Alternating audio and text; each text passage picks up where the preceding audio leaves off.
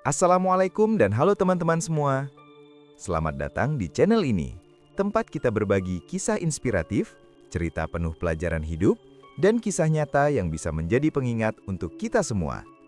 Sebelum kita mulai ceritanya, jangan lupa untuk subscribe, like, dan share channel ini agar kalian tidak ketinggalan cerita-cerita menarik dan penuh hikmah lainnya. Dukungan kalian sangat berarti untuk perkembangan channel ini. Yuk kita mulai ceritanya. Kampung Sukamaju adalah sebuah kampung kecil yang terletak di pinggir kota. Kampung itu terkenal dengan suasananya yang damai. Rumah-rumah sederhana berdiri rapi di sepanjang jalan tanah yang setiap pagi selalu ramai oleh aktivitas warga. Anak-anak berangkat sekolah dengan sepeda, para bapak pergi bekerja, sementara ibu-ibu biasanya berkumpul di warung untuk membeli kebutuhan dapur sekaligus berbincang ringan. Namun, di balik ketenangan kampung itu, ada satu sosok yang hampir dikenal oleh semua warga. Namanya Rohani. Rohani adalah seorang wanita berusia sekitar 45 tahun. Tubuhnya tidak terlalu tinggi, wajahnya selalu terlihat ramah, dan tutur katanya lembut. Sekilas, ia tampak seperti sosok yang baik hati dan mudah bergaul.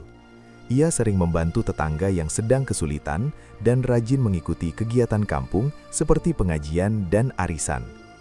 Tetapi, Rohani memiliki satu kebiasaan yang diam-diam membuat banyak orang merasa tidak nyaman. Ia tidak pernah bisa menahan lidahnya. Setiap pagi, setelah suaminya berangkat kerja sebagai supir angkutan dan anak-anaknya pergi sekolah, Rohani selalu berjalan menuju warung milik Bu Sari. Warung kecil itu menjadi tempat berkumpulnya para ibu rumah tangga. Dari situlah berbagai cerita kampung biasanya bermula. Pagi itu, seperti biasa, Rohani datang sambil membawa tas belanja kecil. Ia duduk di bangku kayu panjang yang sudah menjadi tempat favoritnya. "Bu Sari, beli gula sama kopi ya," katanya sambil tersenyum. Belum sempat Bu Sari mengambilkan barang, Rohani sudah mulai membuka percakapan. Kalian dengar belum? Katanya suami Bu Lina sering pulang malam belakangan ini," ucap Rohani dengan suara setengah berbisik. Beberapa ibu yang sedang berbelanja langsung menoleh. "Memangnya kenapa, Bu?" tanya salah satu dari mereka penasaran. Rohani mendekat sedikit, seolah ingin menjaga rahasia. Ada yang bilang dia sering kelihatan di pasar malam sama perempuan lain. Ucapan itu langsung membuat suasana warung menjadi ramai. Para ibu saling berpandangan. Ada yang terlihat kaget, ada pula yang mulai ikut berspekulasi. Padahal, Rohani sendiri tidak pernah melihat kejadian itu secara langsung. Ia hanya mendengar potongan cerita dari seseorang yang juga belum tentu tahu kebenarannya. Namun, Rohani menyampaikan cerita itu dengan nada yakin, seolah-olah ia mengetahui semuanya. "Jangan bilang siapa-siapa ya, saya cuma khawatir saja," tambah Rohani sambil pura-pura prihatin. Ucapan itu justru membuat cerita tersebut semakin cepat menyebar. Dalam hitungan jam, kabar itu sudah sampai ke telinga banyak warga kampung. Siang harinya, beberapa ibu mulai membicarakan hal itu saat menjemput anak sekolah. Malam harinya, para bapak yang berkumpul di pos ronda pun ikut mendengar gosip tersebut.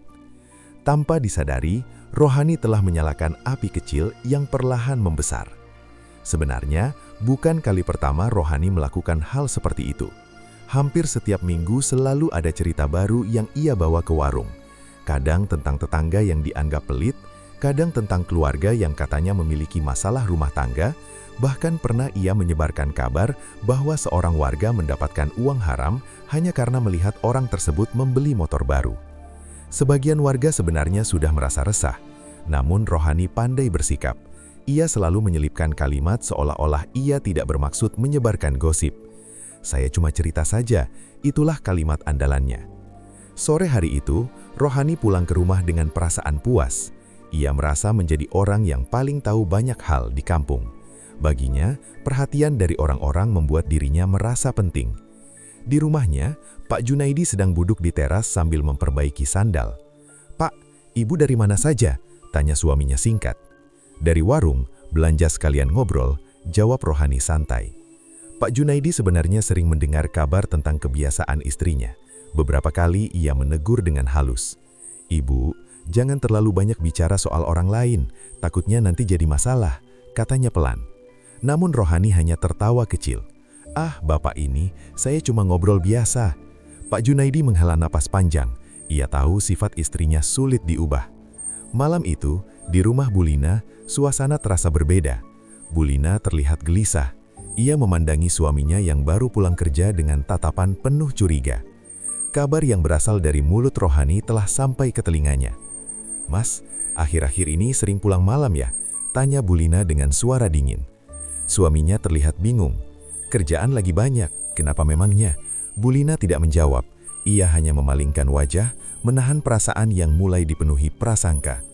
Sementara itu, di rumahnya sendiri, Rohani tidur dengan nyenyak tanpa menyadari bahwa kata-kata yang ia ucapkan telah mulai merusak keharmonisan keluarga orang lain. Angin malam berhembus pelan melewati jendela rumah-rumah warga kampung Sukamaju. Kampung itu tampak tenang seperti biasanya. Namun, tanpa disadari, benih konflik telah ditanam. Dan semua itu berawal dari satu hal yang dianggap sepele, lidah yang tak pernah dijaga. Sejak kabar miring tentang suami Bulina beredar, suasana rumah tangga keluarga itu perlahan berubah. Rumah yang biasanya dipenuhi tawa anak-anak kini terasa lebih sunyi. Bulina mulai sering termenung sendiri. Sementara suaminya, Pak Arman, merasa ada sesuatu yang tidak biasa dalam sikap istrinya. Pagi itu, Bulina menyiapkan sarapan seperti biasa. Namun wajahnya tampak murung. Ia tidak banyak bicara. Pak Arman yang duduk di meja makan memperhatikan perubahan itu. "Lina, kamu sakit?" tanya Pak Arman pelan. Bulina menggeleng tanpa menatap suaminya. Ia hanya menyendok nasi dengan gerakan pelan. "Mas, akhir-akhir ini pulang selalu malam. Sebenarnya kerja atau ada urusan lain?" tanya Bulina akhirnya. Pertanyaan itu membuat Pak Arman berhenti makan. Ia menatap istrinya dengan heran. "Kerja, Lin? Proyek di bengkel lagi banyak. Kamu kenapa tanya begitu?" Bulina terdiam sejenak. Dalam hatinya, ia diliputi rasa ragu. Ia ingin percaya pada suaminya, tetapi bisikan gosip yang didengarnya terus terngiang di kepalanya. "Orang-orang bilang Mas sering terlihat di pasar malam," ucapnya lirih. Pak Arman langsung menghela napas panjang. Wajahnya terlihat kecewa. "Siapa yang bilang begitu?" Bulina tidak menjawab. Ia hanya menunduk. Pak Arman bangkit dari kursinya. Ia merasa difitnah, tetapi lebih sakit lagi karena istrinya mempercayai kabar itu. "Kalau kamu lebih percaya omongan orang daripada suamimu sendiri, Mas tidak tahu harus bagaimana lagi," katanya dengan suara berat sebelum pergi meninggalkan meja makan. Hari itu menjadi awal dari pertengkaran kecil yang mulai sering terjadi di rumah mereka. Di sisi lain, Rohani masih menjalani harinya seperti biasa. Ia tidak menyadari dampak dari kata-katanya. Pagi itu ia kembali duduk di warung Busari. Ia terlihat bersemangat menceritakan hal-hal baru yang didengarnya. "Bulina kelihatannya sekarang sering murung ya," ucap Rohani sambil menyeruput kopi. Beberapa ibu hanya saling pandang. Mereka mulai merasa cerita Rohani terlalu jauh mencampuri urusan orang lain, namun tidak ada yang berani menegur secara langsung. Busari yang mendengar hanya bisa menggeleng pelan. Ia sebenarnya sudah lama merasa tidak nyaman, tetapi ia takut terjadi keributan jika menegur Rohani. "Kadang kita tidak tahu kebenaran cerita orang, Bu," kata Busari mencoba mengingatkan dengan halus. Rohani tertawa kecil. "Ah, saya cuma cerita yang saya dengar saja." Hari-hari berlalu, dan kondisi keluarga Bulina semakin memburuk. Pak Arman mulai memilih pulang lebih larut karena tidak tahan dengan suasana rumah yang penuh kecurigaan. Sikap itu justru semakin memperkuat dugaan Bulina. Suatu malam, pertengkaran besar akhirnya terjadi. "Mas jujur saja, Mas punya perempuan lain ya?" teriak Bulina dengan mata berkaca-kaca. Pak Arman terlihat sangat terpukul. "Lina, selama ini Mas kerja mati-matian buat keluarga ini, tapi kamu malah menuduh yang tidak-tidak." Anak-anak mereka yang masih kecil menangis ketakutan mendengar suara orang tuanya saling berteriak. Pak Arman akhirnya keluar rumah malam itu. Ia duduk lama di pos ronda, mencoba menenangkan diri. Beberapa warga yang melihatnya merasa iba, tetapi mereka juga mengetahui penyebab masalah itu. Kabar keretakan rumah tangga keluarga Bulina semakin menyebar ke seluruh kampung. Sebagian warga mulai sadar bahwa semua ini bermula dari cerita yang dibawa rohani. Namun lagi-lagi, tidak ada yang berani menegurnya secara langsung. Mereka takut justru menjadi bahan gosip berikutnya. Beberapa minggu kemudian, keadaan semakin parah. Pak Arman jarang pulang. Ia memilih tinggal sementara di bengkel tempatnya bekerja. Ia merasa lebih tenang berada di sana daripada menghadapi tuduhan yang terus menghantui dirinya. Bulina jatuh sakit karena stres. Tubuhnya melemah dan ia sering menangis sendirian saat anak-anaknya sudah tidur.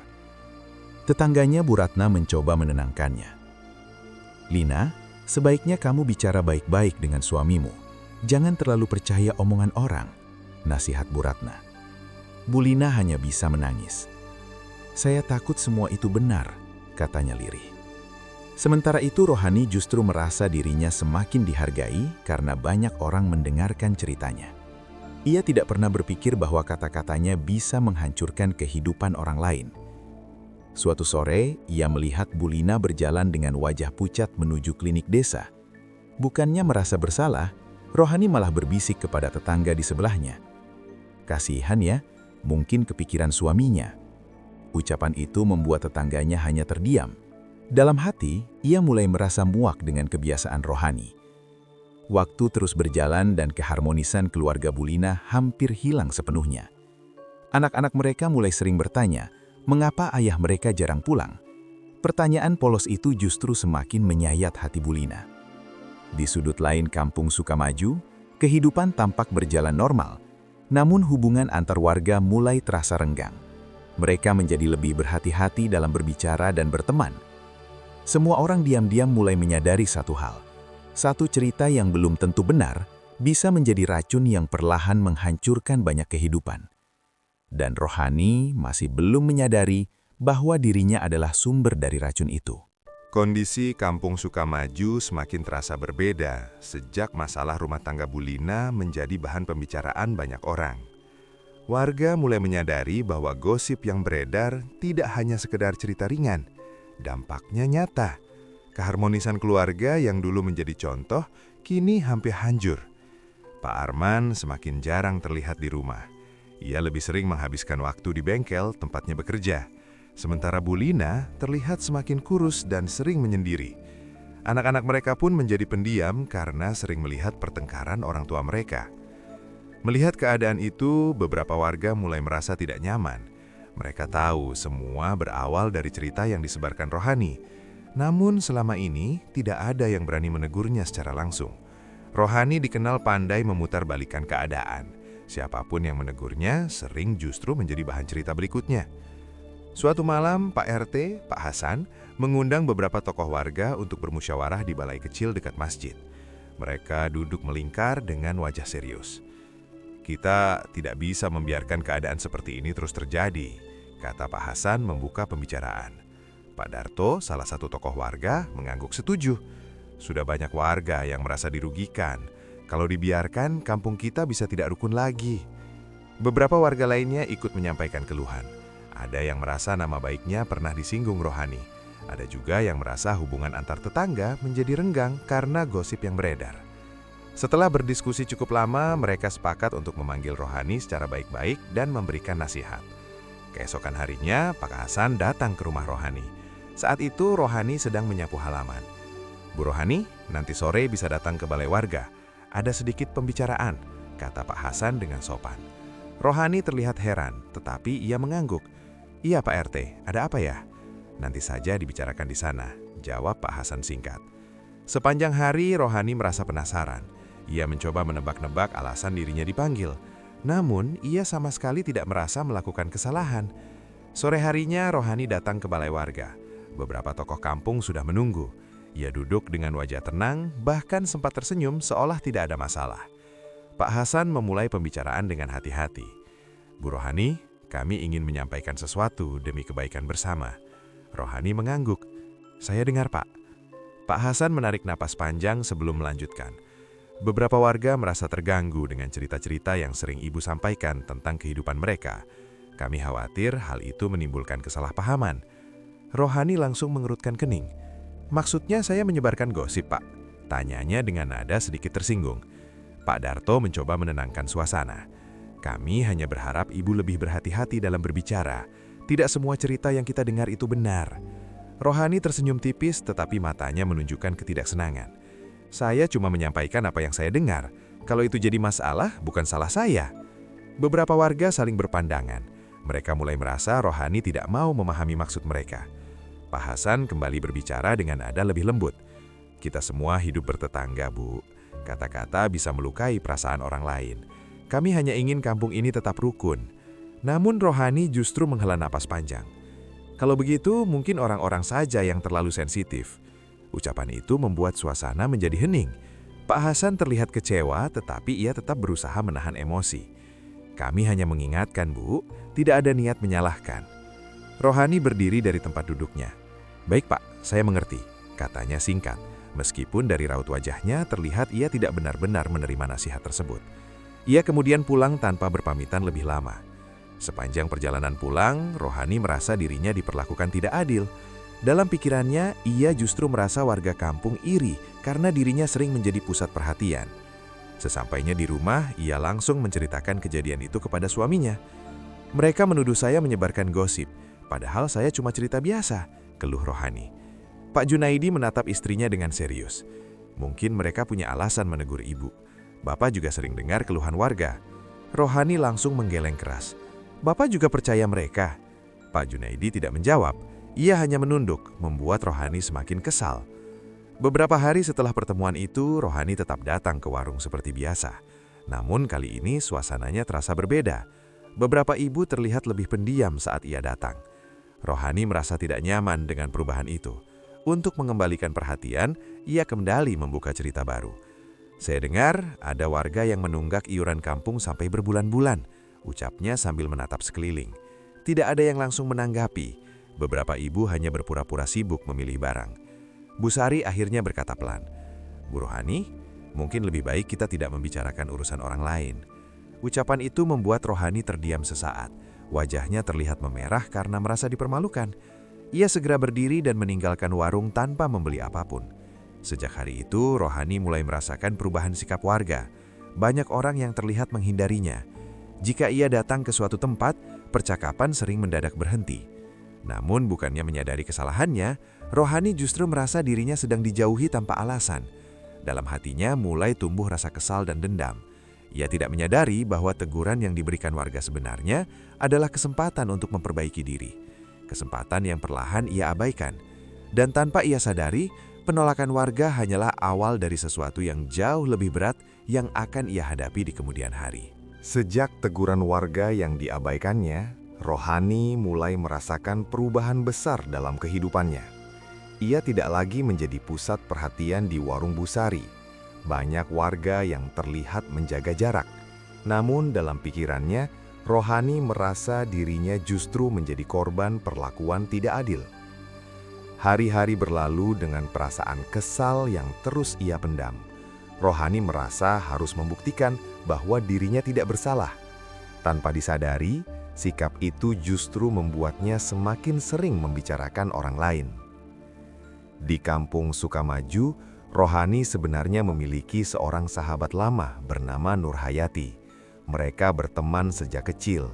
Persahabatan mereka sudah seperti saudara sendiri. Mereka sering berbagi cerita, saling membantu saat kesulitan, bahkan dulu sering mengikuti kegiatan kampung bersama. Nurhayati dikenal sebagai sosok yang pendiam, sabar, dan dihormati warga. Ia juga dipercaya menjadi bendahara kelompok pengajian ibu-ibu karena kejujurannya. Suatu siang, Rohani datang ke rumah Nurhayati. Ia membawa beberapa kue sebagai alasan untuk berkunjung. "Hayati, kamu sibuk?" tanya Rohani sambil tersenyum. Nurhayati menyambutnya dengan hangat. "Tidak, masuk saja, Roh. Sudah lama kamu tidak main ke sini." Mereka duduk di ruang tamu sambil mengobrol ringan. Namun, dalam hati Rohani sebenarnya sedang menyimpan rasa iri. Ia merasa Nurhayati masih dihormati warga, sementara dirinya mulai dijauhi. Saat melihat Nurhayati sedang mencatat laporan keuangan pengajian, Rohani bertanya dengan nada santai, "Itu catatan uang kas ya?" "Iya, minggu depan mau ada kegiatan santunan anak yatim," jawab Nurhayati. Rohani hanya mengangguk sambil tersenyum tipis. Dalam hatinya muncul pikiran buruk yang mulai tumbuh perlahan. Beberapa hari setelah kunjungan itu, Rohani kembali ke warung Bu Sari. Ia melihat beberapa ibu sedang membicarakan persiapan acara pengajian. Tanpa ragu, Rohani duduk dan mulai membuka percakapan. Ibu-ibu sudah yakin uang kas pengajian aman, ucapnya tiba-tiba. Beberapa ibu langsung menoleh. "Maksudnya apa, Bu Rohani?" tanya salah satu dari mereka. Rohani mendekatkan suaranya, seolah menyampaikan rahasia besar. "Saya cuma dengar kabar, katanya ada selisih uang kas." Ucapan itu membuat suasana menjadi tegang. "Selisih? Dari mana dengarnya?" tanya ibu lainnya. Rohani mengangkat bahu. "Saya cuma khawatir saja, soalnya uang pengajian kan tanggung jawab bendahara." Kalimat itu secara tidak langsung menuding Nurhayati. Tanpa bukti, cerita tersebut mulai menyebar dari mulut ke mulut. Dalam waktu singkat, kabar itu sampai ke telinga pengurus pengajian. Mereka mulai merasa curiga meskipun tidak menemukan bukti apapun. Seminggu kemudian, saat rapat pengajian berlangsung, salah satu ibu memberanikan diri menanyakan laporan keuangan secara detail kepada Nurhayati. Nurhayati terkejut. Selama ini tidak pernah ada yang meragukan dirinya. "Dari dulu saya selalu mencatat semua pengeluaran dan pemasukan. Kalau ibu-ibu ingin melihat, silahkan," katanya dengan suara tenang meskipun matanya mulai berkaca-kaca. Semua catatan diperiksa dengan teliti. Tidak ada satupun kesalahan. Uang kas bahkan tercatat dengan sangat rapi. Namun luka di hati Nurhayati sudah terlanjur muncul. Ia merasa kepercayaan yang ia jaga selama bertahun-tahun tiba-tiba dipertanyakan. Setelah rapat selesai, ia pulang dengan langkah pelan. Dalam perjalanan, ia mendengar beberapa orang menyebut nama Rohani sebagai sumber kabar tersebut. Hatinya terasa sangat sakit. Keesokan harinya, Nurhayati memberanikan diri mendatangi rumah Rohani. Wajahnya terlihat pucat, tetapi ia berusaha menahan emosi. Rohani terlihat sedikit terkejut melihat kedatangannya. "Ada apa, Hayati?" tanyanya sambil tersenyum. Nurhayati menyambutnya dengan hangat. "Kenapa kamu menyebarkan kabar bahwa aku mengambil uang kas pengajian?" Rohani terlihat gugup sesaat, tetapi ia segera menutupi perasaannya. "Aku tidak menuduh, aku cuma cerita yang aku dengar." Air mata Nurhayati akhirnya jatuh. "Roh, kita sudah berteman sejak kecil.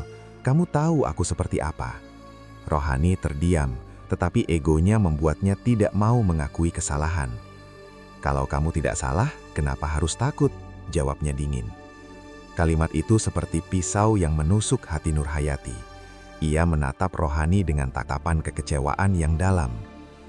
"Fitnah itu lebih kejam dari pembunuhan.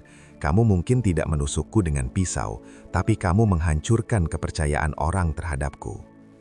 Suasana menjadi hening. Angin sore berhembus pelan melewati halaman rumah Rohani.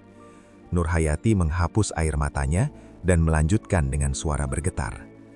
"Mulai hari ini, aku tidak ingin punya hubungan apapun lagi denganmu." Setelah mengatakan itu, Nurhayati berbalik dan pergi, meninggalkan Rohani yang masih berdiri kaku di teras rumah. Sejak kejadian itu, hubungan mereka benar-benar putus. Nurhayati memilih mengundurkan diri dari kepengurusan pengajian karena merasa malu. Banyak warga yang sebenarnya percaya padanya, tetapi luka hatinya terlalu dalam.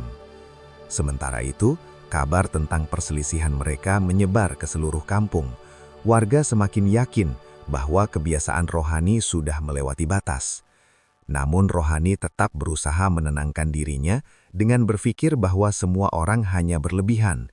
Ia menolak mengakui bahwa tindakannya telah menghancurkan persahabatan yang telah terjalin puluhan tahun. Malam itu, saat Rohani duduk sendirian di ruang tamu, entah mengapa hatinya terasa gelisah. Ia teringat tatapan Nurhayati yang penuh kekecewaan. Untuk sesaat, muncul rasa bersalah dalam hatinya, namun perasaan itu segera ia tepis. Ia tidak menyadari bahwa kehilangan sahabat lama hanyalah awal dari kehancuran yang lebih besar dalam hidupnya. Dan jauh di dalam dirinya, tanpa ia sadari, benih penyesalan mulai tumbuh perlahan. Sejak putusnya persahabatan dengan Nurhayati, kehidupan rohani perlahan berubah. Meskipun ia masih mencoba menjalani hari-hari seperti biasa, ada perasaan aneh yang mulai mengganggu pikirannya. Ia sering merasa gelisah tanpa sebab yang jelas. Pagi itu, Rohani bangun lebih awal dari biasanya. Ia duduk di tepi tempat tidur sambil memijat pelipisnya. Kepalanya terasa berat. Ia merasa tidurnya tidak nyenyak semalaman. "Ibu kenapa?" tanya anak perempuannya, Sinta, yang baru keluar dari kamar. "Tidak apa-apa, mungkin cuma kecapean," jawab Rohani singkat. Namun sebenarnya, semalaman Rohani mengalami mimpi yang membuatnya ketakutan. Dalam mimpinya, ia melihat banyak orang berdiri mengelilinginya.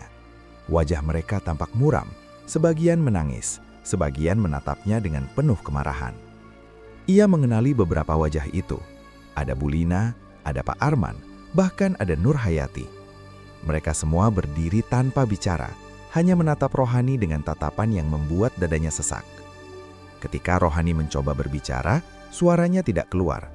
Ia berusaha berteriak, tetapi tenggorokannya terasa seperti dicekik sesuatu yang tidak terlihat.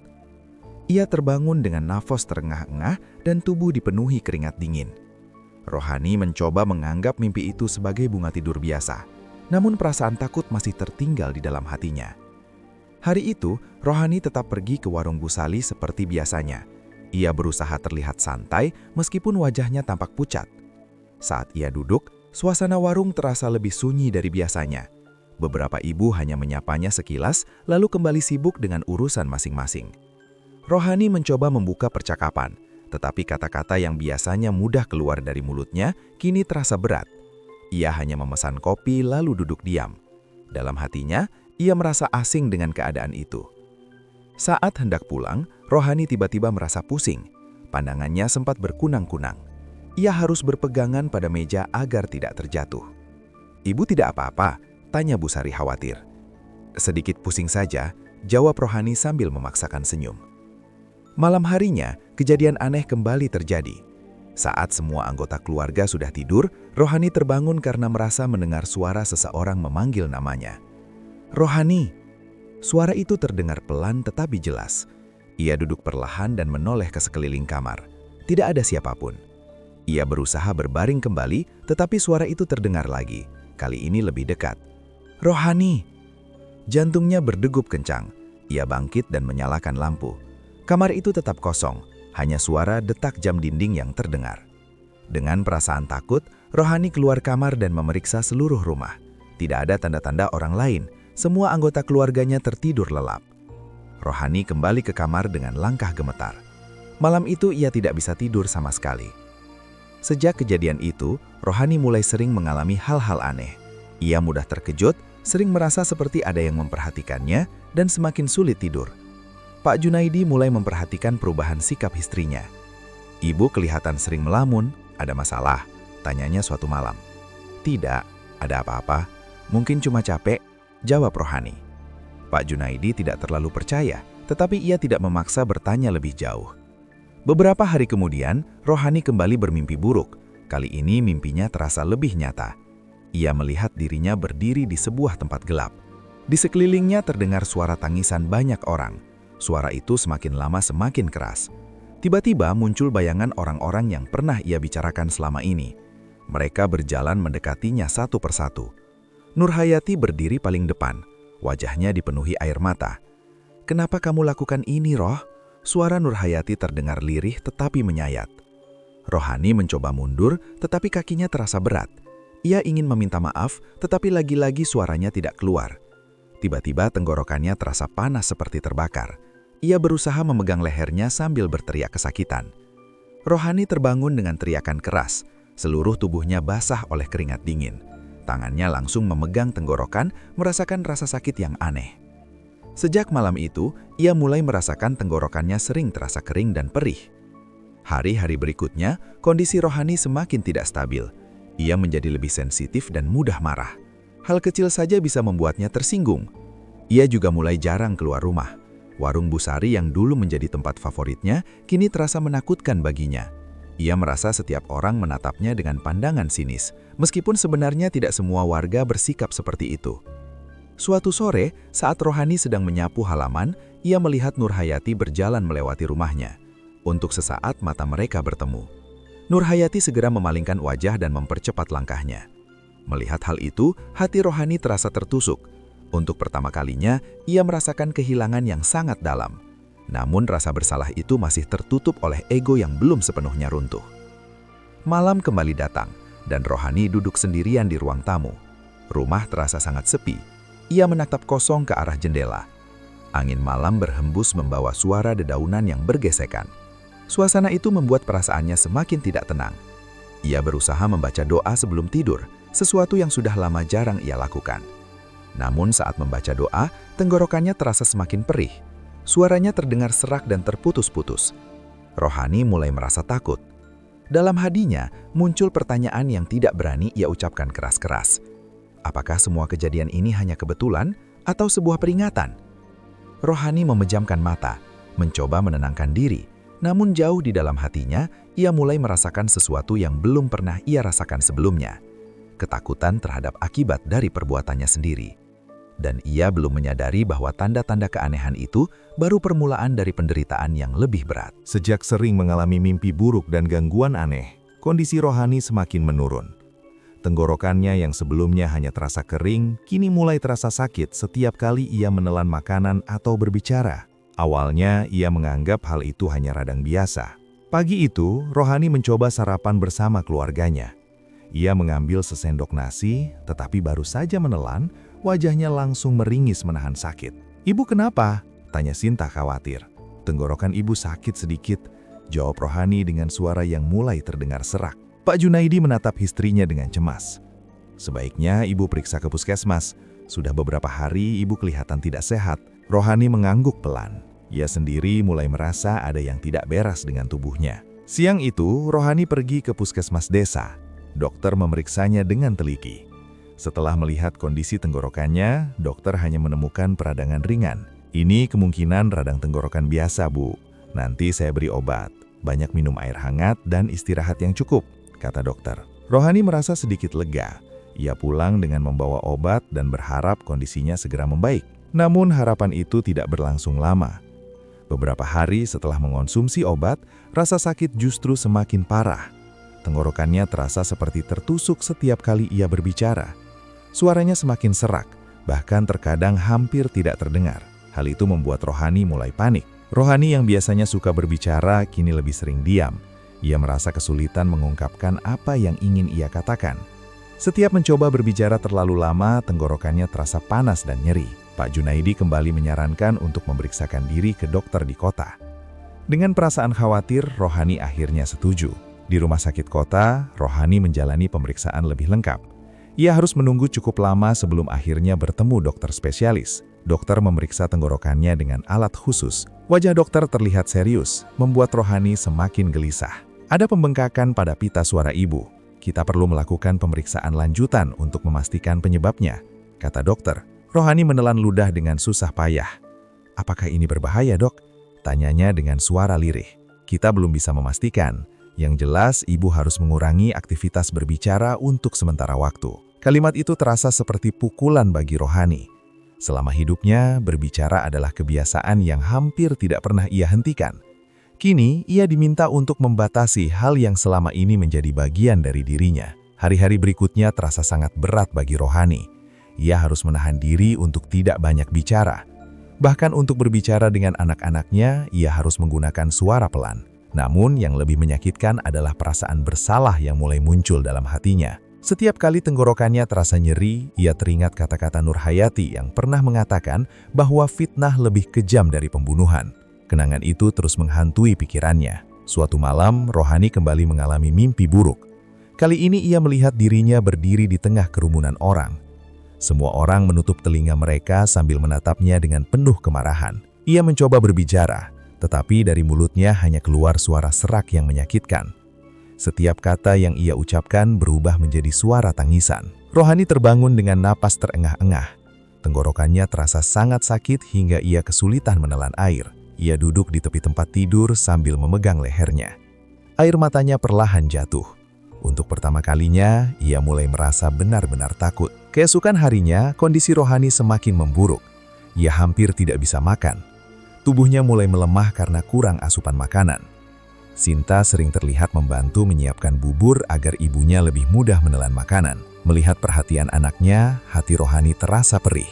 "Ibu cepat sembuh ya," kata Sinta dengan wajah polos. Rohani hanya bisa mengangguk sambil menahan air mata. Kabar tentang penyakit Rohani mulai menyebar ke seluruh kampung. Beberapa warga merasa iba, tetapi ada juga yang diam-diam menganggap kejadian itu sebagai peringatan atas kebiasaannya selama ini. Warung Busari yang dulu selalu ramai oleh suara Rohani kini terasa berbeda.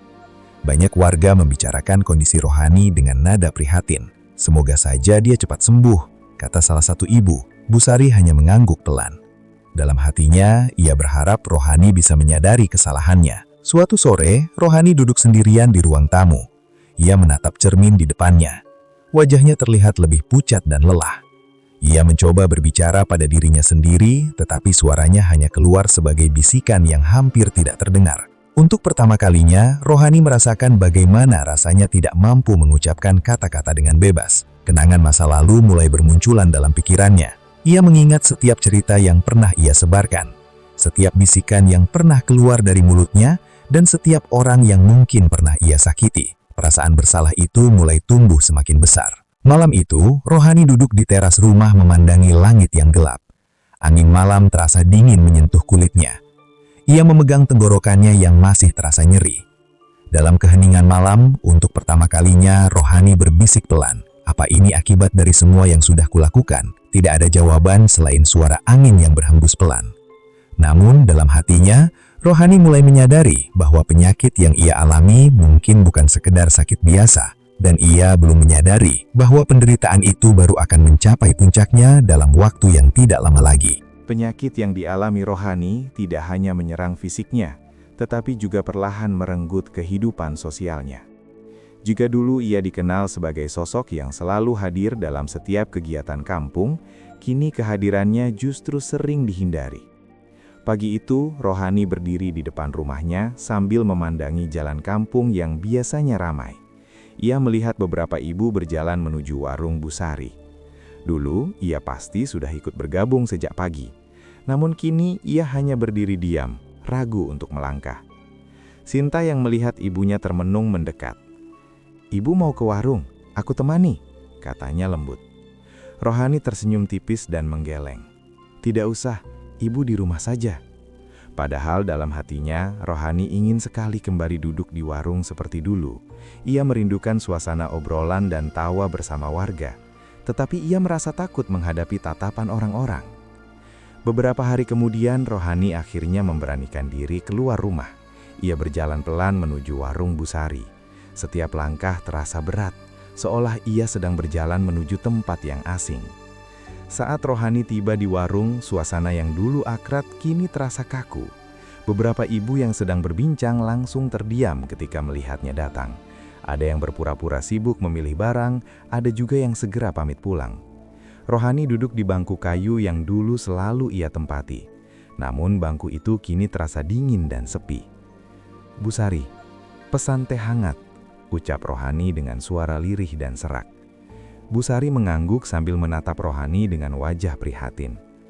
"Iya, Bu," jawabnya singkat. Tidak ada lagi percakapan panjang seperti dulu.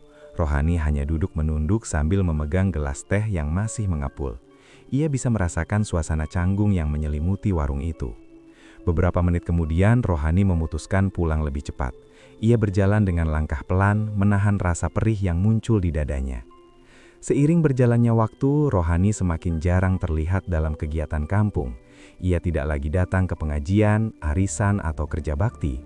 Setiap kali ada acara warga, ia hanya melihat dari kejauhan. Kehidupannya terasa semakin sepi. Pak Junaidi sebenarnya merasa kasihan melihat perubahan istrinya, namun ia juga tidak tahu harus berbuat apa. Ia hanya bisa berusaha mendampingi Rohani semampunya. Suatu malam, Pak Junaidi mencoba mengajak Rohani berbicara.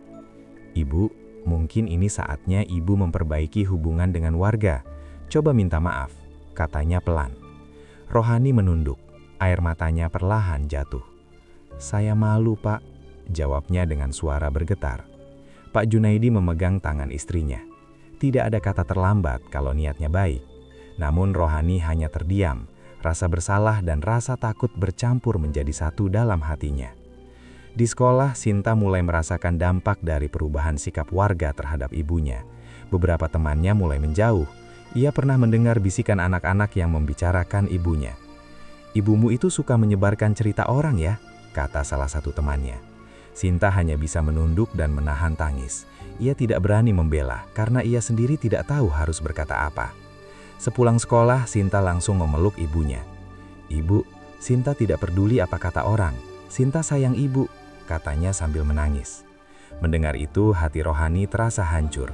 Ia menyadari bahwa kesalahannya kini juga berdampak pada anak-anaknya. Suatu sore, Rohani duduk di teras rumah sendirian. Ia melihat beberapa warga sedang bekerja bakti membersihkan selokan. Dulu, ia selalu ikut membantu. Kini tidak ada satupun warga yang mengajaknya. Ia ingin bergabung, tetapi kakinya terasa berat untuk melangkah. Ia takut kehadirannya justru membuat suasana menjadi tidak nyaman. Dari kejauhan, ia melihat Nurhayati ikut membantu warga. Wajah Nurhayati terlihat tenang meskipun mereka sudah tidak pernah berbicara lagi. Melihat sahabat lamanya itu, air mata Rohani kembali jatuh. Ia teringat masa-masa ketika mereka sering bekerja bersama dengan penuh tawa. Kenangan itu terasa seperti luka yang terus terbuka. Malam hari menjadi waktu yang paling berat bagi Rohani. Saat semua orang tertidur, ia sering duduk sendirian di ruang tamu. Keheningan rumah membuat pikirannya dipenuhi bayangan masa lalu. Ia mulai menyadari bahwa selama ini ia terlalu mudah berbicara tanpa memikirkan dampaknya. Setiap kenangan tentang kata-kata yang pernah ia ucapkan terasa seperti beban yang menekan dadanya. Tenggorokannya yang masih sakit seolah menjadi pengingat atas kesalahannya. Suatu malam, Rohani mencoba berdiri di depan cermin. Ia menatap wajahnya sendiri yang kini terlihat lebih tua dan lelah. Ia mencoba berbicara, tetapi suaranya hanya keluar sebagai bisikan serak. Air matanya mengalir tanpa bisa ia tahan. Untuk pertama kalinya, Rohani benar-benar merasakan kesepian yang dalam. Ia kehilangan sahabat, kehilangan kepercayaan warga, dan perlahan kehilangan dirinya sendiri. Di luar rumah, suara angin malam berhembus pelan. Kampung Sukamaju tetap berjalan seperti biasa, tetapi kehidupan Rohani terasa seperti terhenti di tempat. Ia mulai menyadari bahwa kehilangan kepercayaan orang lain adalah hukuman yang sangat berat.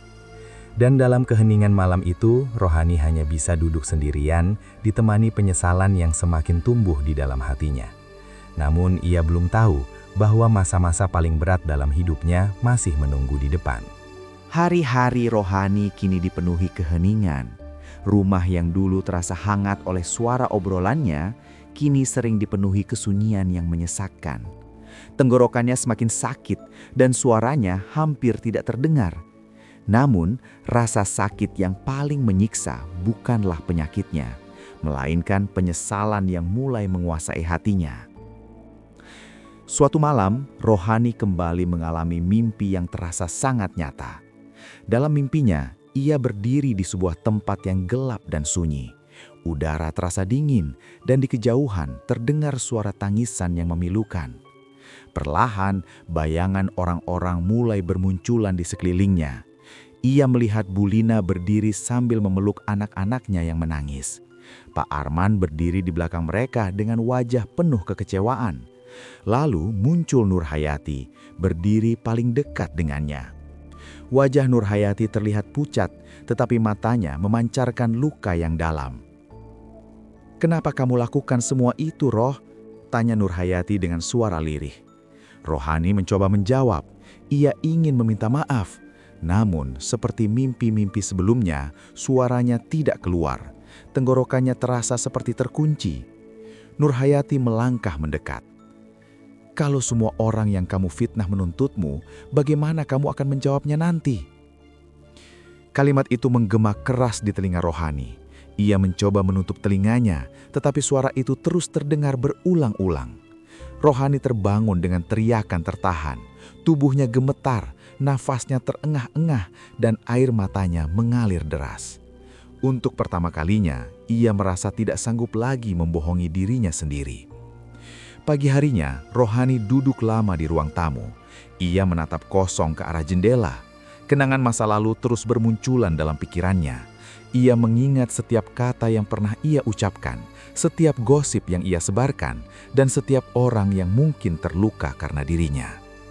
Rasa bersalah itu terasa semakin berat. Dengan tubuh yang masih lemah, Rohani akhirnya mengambil keputusan yang sudah lama ia hindari. Ia ingin meminta maaf kepada orang-orang yang pernah ia sakiti. Orang pertama yang terlintas dalam pikirannya adalah Nurhayati. Siang itu, Rohani berjalan pelan menuju rumah Nurhayati. Setiap langkah terasa berat, tenggorokannya terasa sakit, tetapi hatinya jauh lebih sakit. Sesampainya di depan rumah Nurhayati, ia melihat pintu rumah tertutup rapat. Halaman rumah terlihat sepi. Ia mengetuk pintu dengan tangan gemetar. Tidak ada jawaban. Ia mencoba mengetuk lagi, tetapi tetap tidak ada suara dari dalam rumah. Beberapa saat kemudian, tetangga di sebelah rumah Nurhayati keluar. Bu Rohani mencari Nurhayati, tanya tetangga itu. "Iya, saya ingin bertemu dia." Tetangga itu terlihat ragu sebelum akhirnya menjawab. "Nurhayati sudah pindah, Bu, seminggu yang lalu. Katanya ingin tinggal di rumah saudaranya di luar kota." Kalimat itu terasa seperti petir yang menyambar dada Rohani. Kakinya terasa lemas, ia hampir kehilangan keseimbangan. "Pindah," bisiknya dengan suara serak. Tetangga itu mengangguk. Sejak kejadian di pengajian itu, dia sering terlihat sedih. Mungkin ia ingin mencari ketenangan. Air mata Rohani langsung mengalir tanpa bisa ia tahan. Ia berdiri terpaku di depan rumah kosong itu, merasakan penyesalan yang datang terlambat. Dengan langkah gontai, Rohani berjalan pulang. Sepanjang perjalanan, ia tidak bisa menahan tangis.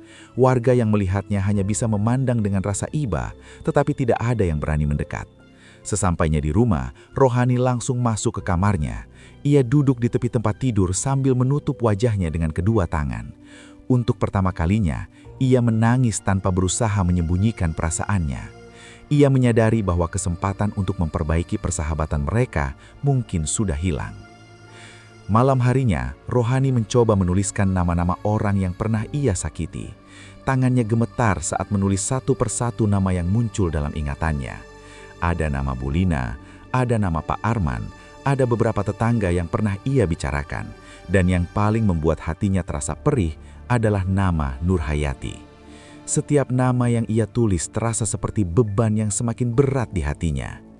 Pak Junaidi yang melihat istrinya hanya bisa berdiri di depan pintu kamar, ia tidak pernah melihat Rohani dalam kondisi seperti itu. "Ibu," panggilnya pelan. Rohani menoleh dengan mata sembab. "Ibu banyak salah, Pak," bisiknya. Pak Junaidi mendekat dan duduk di samping istrinya. "Kalau ibu benar-benar menyesal, masih ada kesempatan untuk berubah," katanya lembut. Rohani mengangguk, tetapi hatinya terasa dipenuhi ketakutan. Ia tidak tahu apakah semua kesalahan itu masih bisa diperbaiki. Hari-hari berikutnya, Rohani menjadi pribadi yang jauh berbeda. Ia lebih banyak diam dan sering terlihat berdoa sendirian. Ia mulai mencoba mendekatkan diri kepada Tuhan, memohon ampun atas kesalahan yang telah ia lakukan. Namun, penyakitnya justru semakin parah. Tenggorokannya sering terasa nyeri hingga ia kesulitan menelan air, tubuhnya semakin lembah, dan wajahnya terlihat semakin pucat. Rohani mulai merasa bahwa waktu yang ia miliki mungkin tidak banyak. Suatu malam, Rohani duduk di teras rumah memandangi langit yang gelap. Angin malam berhembus membawa hawa dingin yang menusuk kulitnya. Ia memegang buku catatan kecil berisi nama-nama orang yang pernah ia sakiti. Air matanya kembali jatuh saat ia membaca satu persatu nama tersebut. Dengan suara yang hampir tidak terdengar, Rohani berbisik, "Maafkan saya." Suara itu hilang tertelan angin malam. Dalam keheningan itu, Rohani merasakan sesuatu yang belum pernah ia rasakan sebelumnya. Ketakutan bahwa penyesalannya mungkin datang terlambat. Dan tanpa ia sadari, penderitaan yang ia alami akan segera mencapai puncaknya. Hari-hari yang dilalui Rohani terasa semakin berat. Penyakit yang menyerang tenggorokannya tidak menunjukkan tanda-tanda membaik. Justru sebaliknya, rasa sakit itu semakin menjadi-jadi. Setiap kali ia mencoba menelan makanan, rasa perih menjalar hingga ke dadanya. Bahkan untuk meneguk air pun terasa seperti menelan duri. Tubuh Rohani semakin kurus. Wajahnya terlihat pucat dan lelah. Ia sudah jarang keluar kamar. Sebagian besar waktunya dihabiskan dengan berbaring di tempat tidur sambil menahan rasa sakit yang terus menghantuinya. Pak Junaidi semakin khawatir melihat kondisi istrinya. Ia memutuskan membawa Rohani kembali ke rumah sakit kota untuk pemeriksaan lebih lanjut. Di rumah sakit, Rohani menjalani berbagai pemeriksaan. Ia harus menunggu cukup lama sebelum akhirnya dipanggil ke ruang dokter spesialis. Dokter memeriksa hasil pemeriksaan dengan wajah serius. Suasana ruangan terasa sunyi. Pak Junaidi duduk di samping Rohani dengan wajah tegang. Ibu mengalami kerusakan cukup serius pada pita suara dan jaringan tenggorokan, kata dokter dengan nada hati-hati. Rohani menatap dokter dengan mata berkaca-kaca. "Apakah bisa sembuh, Dok?" tanyanya dengan suara sangat pelan. Dokter terdiam sejenak sebelum menjawab. "Kami akan berusaha semaksimal mungkin, tetapi kondisi ibu sudah cukup berat. Ibu harus banyak istirahat dan menghindari berbicara." Kalimat itu terasa seperti vonis yang menghancurkan hati Rohani. Ia menunduk, menahan air mata yang hampir jatuh. Seorang wanita yang dulu dikenal karena lisannya, kini harus menghadapi kenyataan bahwa ia hampir kehilangan kemampuan berbicara sepenuhnya. Sepulang dari rumah sakit, Rohani semakin sering mengurung diri. Ia hanya berbicara seperlunya, itu pun dengan suara yang hampir tidak terdengar. Ia lebih banyak berkomunikasi melalui buku kecil yang selalu ia bawa. Suatu malam, Rohani duduk sendirian di kamarnya sambil membuka buku catatan yang berisi nama-nama orang yang pernah ia sakiti. Tangannya gemetar saat membaca setiap nama yang tertulis. Ia teringat wajah Bulina yang sering terlihat murung. Ia teringat Pak Arman yang meninggalkan rumah karena pertengkaran. Ia teringat Nurhayati yang pergi meninggalkan kampung karena luka hati. Air mata Rohani mengalir tanpa henti. Beberapa hari kemudian, Rohani mengalami kejadian yang membuat keluarganya semakin panik. Saat sedang mencoba minum air, tiba-tiba ia tersedak hebat. Ia batuk keras hingga wajahnya memerah. Suaranya hampir tidak keluar. Sinta yang melihat kejadian itu langsung berteriak memanggil ayahnya. Pak Junaidi berlari masuk kamar dan mencoba menenangkan istrinya. Rohani memegang lehernya dengan wajah kesakitan. Air matanya bercampur dengan nafas yang terengah-engah. Malam itu, Rohani harus kembali dilarikan ke rumah sakit. Di ruang perawatan, Rohani terbaring lemah dengan selang infus di tangannya. Dokter menjelaskan bahwa kondisi tenggorokannya semakin memburuk dan berpotensi membuatnya kehilangan suara sepenuhnya. Mendengar penjelasan itu, Rohani hanya bisa memejamkan mata. Air matanya mengalir perlahan. Ia teringat masa lalu ketika ia dengan mudah mengucapkan kata-kata tanpa memikirkan akibatnya. Kini, ia bahkan tidak mampu mengucapkan satu kalimat dengan jelas. Perasaan bersalah itu semakin menghempit dadanya. Suatu malam di rumah sakit, Rohani kembali mengalami mimpi yang terasa sangat nyata. Dalam mimpinya, ia melihat dirinya berdiri di tengah kampung Sukamaju. Warga berkumpul mengelilinginya, tetapi tidak ada yang berbicara. Semua orang hanya menatap dirinya dengan wajah penuh kekecewaan. Ia mencoba berbicara untuk meminta maaf, tetapi dari mulutnya tidak keluar suara sama sekali. Ia mencoba berteriak, tetapi hanya suara lirih yang terdengar seperti tangisan. Tiba-tiba Nurhayati muncul di tengah kerumunan. Ia menatap Rohani dengan mata berkaca-kaca.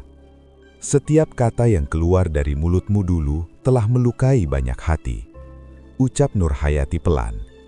Rohani berusaha mendekat, tetapi langkahnya terasa berat. Ia ingin meminta maaf, tetapi tubuhnya seperti terkunci. Mimpi itu berakhir saat Rohani terjatuh dan merasakan tenggorokannya seperti terbakar. Ia terbangun dengan nafas tersengal-sengal dan tubuh gemetar. Setelah beberapa hari dirawat, Rohani diizinkan pulang. Namun dokter menegaskan bahwa kondisinya harus terus dipantau. Ia benar-benar harus menghindari berbicara dan menjaga kesehatannya dengan ketat. Sepulang ke rumah, Rohani merasa rumahnya terasa sangat sunyi. Ia duduk di ruang tamu sambil memandangi dinding yang dipenuhi foto keluarga. Ia teringat masa-masa ketika ia masih sehat dan bebas berbicara. Kenangan itu terasa seperti mimpi yang kini sudah hilang. Suatu sore, Rohani melihat Bulina lewat di depan rumahnya. Dengan tubuh lemah, Rohani mencoba keluar rumah dan memanggilnya. Namun suaranya tidak keluar. Ia hanya bisa melambaikan tangan dengan lemah. Bulina menoleh sebentar, lalu mengangguk pelan sebelum melanjutkan langkahnya. Tidak ada percakapan, tidak ada kesempatan untuk meminta maaf. Rohani kembali masuk rumah dengan perasaan hancur. Malam itu, Rohani duduk di kamar sambil menatap buku catatan kecilnya. Ia menulis satu kalimat dengan tangan gemetar. "Aku ingin meminta maaf sebelum semuanya terlambat." Air matanya jatuh membasahi tulisan itu. Ia mulai menyadari bahwa azab yang ia rasakan bukan hanya rasa sakit pada tubuhnya, tetapi juga penyesalan yang terus menggerogoti hatinya. Rohani merasa waktunya semakin sempit. Ia tidak tahu berapa lama lagi ia mampu bertahan melawan penyakit dan rasa bersalah yang menghantuinya. Dan tanpa ia sadari, akhir dari perjalanan hidupnya sudah semakin dekat. Hujan turun deras mengguyur kampung Sukamaju sore itu. Langit tampak gelap, seolah ikut merasakan kesedihan yang menyelimuti rumah Rohani. Di dalam rumah sederhana itu, suasana terasa sunyi dan mencekam. Rohani terbaring lemah di atas tempat tidurnya. Tubuhnya semakin kurus, wajahnya pucat, dan napasnya terdengar berat. Tenggorokannya kini hampir tidak mampu mengeluarkan suara sama sekali. Setiap kali mencoba berbicara, hanya desahan lirih yang terdengar. Di samping tempat tidur, Pak Junaidi duduk dengan wajah penuh kesedihan. Sinta memegang tangan ibunya erat-erat sambil menahan tangis. Dokter yang datang memeriksa kondisi Rohani hanya bisa menghela napas pelan. Ia memberi isyarat kepada Pak Junaidi bahwa kondisi Rohani sudah sangat kritis. Pak Junaidi menunduk, berusaha menahan air mata. Ia tahu waktu yang tersisa untuk istrinya mungkin tidak lama lagi. Rohani membuka matanya perlahan. Pandangannya terlihat kosong, tetapi ia masih sadar. Ia menatap suami dan anaknya dengan mata yang dipenuhi penyesalan. Dengan tangan gemetar, ia memberi isyarat meminta buku catatan kecil yang selalu ia simpan di samping tempat tidur. Sinta segera mengambil buku itu dan memberikan pulpen ke tangan ibunya. Dengan sisa tenaga yang ia miliki, Rohani mulai menulis. Tangannya bergetar hebat. Tulisan yang ia buat tampak tidak rapi, tetapi ia terus berusaha menyelesaikannya. Pak Junaidi dan Sinta memperhatikan dengan hati yang hancur. Setelah beberapa menit, Rohani berhenti menulis.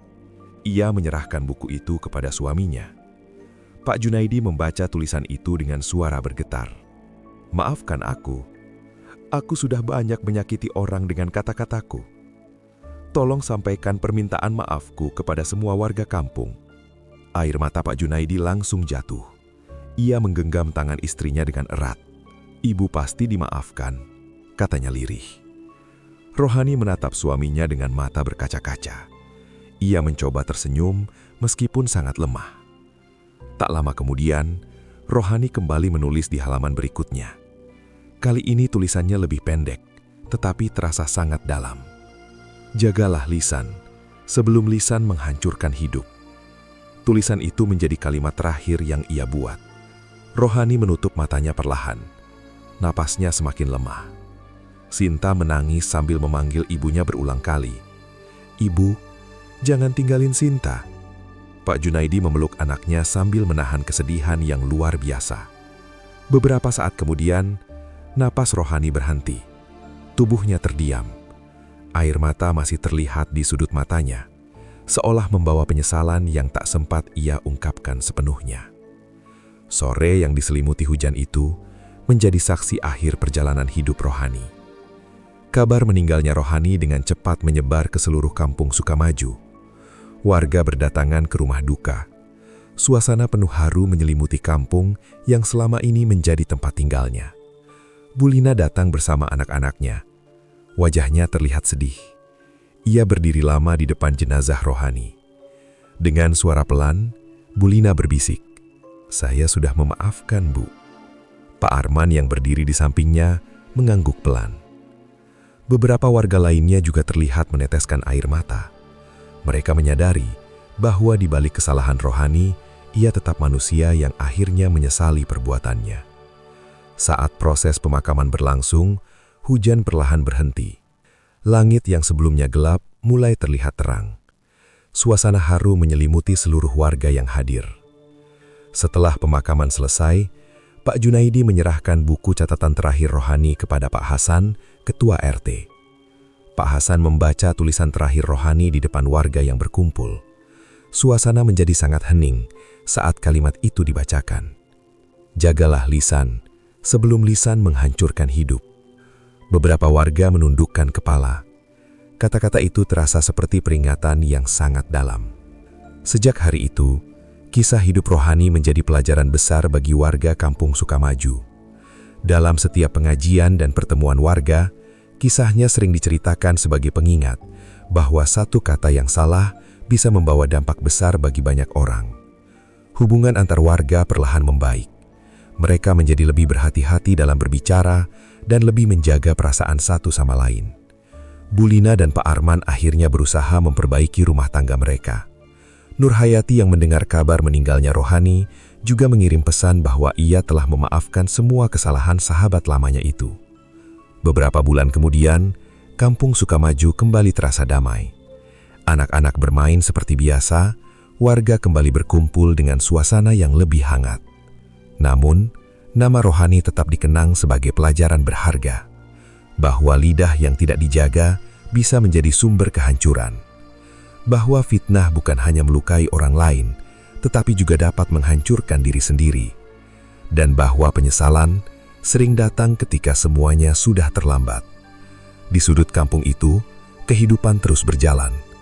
Tetapi kisah Rohani tetap hidup dalam ingatan warga sebagai pengingat agar mereka selalu berhati-hati dalam berkata-kata. Karena terkadang, satu kalimat yang terucap tanpa berpikir bisa menjadi awal dari tragedi yang tidak pernah dibayangkan sebelumnya. Terima kasih sudah mengikuti cerita sampai akhir.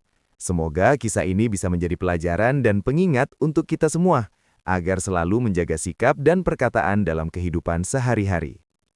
Jika kalian suka cerita seperti ini, jangan lupa untuk like, komen, dan subscribe channel ini. Aktifkan juga lonceng notifikasi supaya kalian tidak ketinggalan cerita terbaru dari kami. Sampai jumpa di kisah berikutnya. Wassalamualaikum dan terima kasih.